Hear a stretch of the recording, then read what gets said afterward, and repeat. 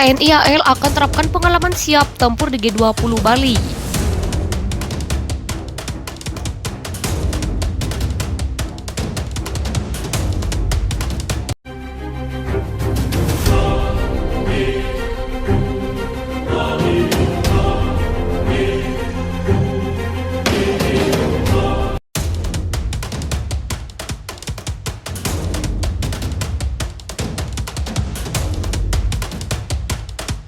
Kepala Staf Angkatan Laut atau KSAE Laksamana Yudo Margono menyebut, TNI Angkatan Laut akan menerapkan skema siap tempur dalam pengamanan konferensi tingkat tinggi atau KTT G20 di Bali, 15-16 November 2022.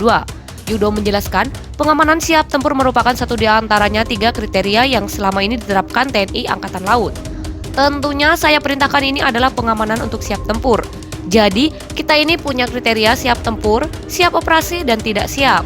Ujar Yudo di Kelapa Gading, Jakarta Utara, Kamis 3 November 2022 sore. Kalau siap operasi ini siapnya siap untuk penegakan kedaulatan, penegakan hukum. Tapi kalau siap tempur berarti harus siap tempur, sambung Yudo. Yudo menuturkan penerapan siap tempur dilakukan karena objek pengamanannya adalah tamu VVIP, yakni Presiden Partisipan G20.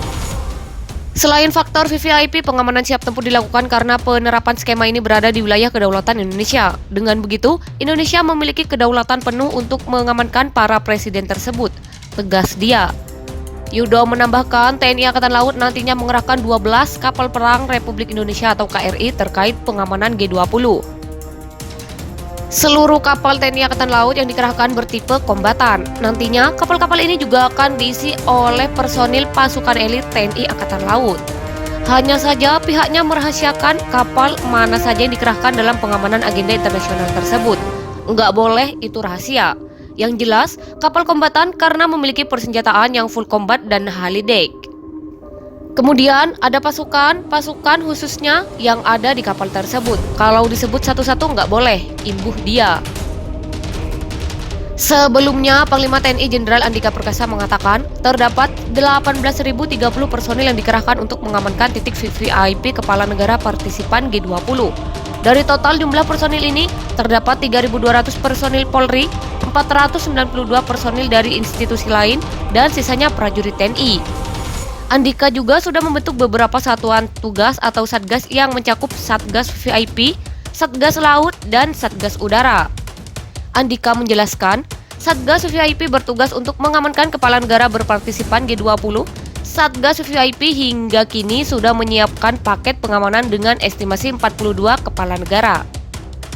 Sedangkan Satgas Laut akan mengerahkan 12 kapal perang Republik Indonesia atau KRI milik TNI Angkatan Laut. Nantinya, alat utama sistem persenjataan atau alutsista Matra Laut ini akan mengamankan titik lingkar Pulau Bali, termasuk pengamanan atau pendampingan terhadap kapal militer negara-negara partisipan yang mungkin akan dikirimkan. Ujar Andika dalam konferensi pers virtual, Kamis 20 Oktober 2022. Sementara Satgas Udara akan melibatkan 4 pesawat tempur milik TNI Angkatan Udara, masing-masing 2 jet tempur F-16 serta 2 jet tempur Sukhoi terdiri dari Su-27 serta Su-30. Satgas ini juga menyiapkan 13 helikopter yang mencakup 5 helikopter TNI AL, 2 helikopter TNI AD, dan 6 helikopter TNI AU. Di samping itu, Satgas Udara juga menyiapkan 2 pesawat Hercules, masing-masing khusus medis dan angkutan. Selain itu, kami menggelar 1 pesawat Boeing VIP apabila diperlukan sebagai tambahan, kemudian juga ada pesawat Boeing jumlahnya 2 yang fungsinya sebagai pengintai. Jadi secara umum itu yang kami gelar, jelas Andika. Tak hanya itu, Satgas Udara juga melibatkan 19 pangkalan udara atau lanut yang terbentang dari Sumatera kecuali Aceh, Jawa, Bali, Lombok, serta Kalimantan yang berada di Banjarmasin dan Balikpapan, termasuk pelabuhan.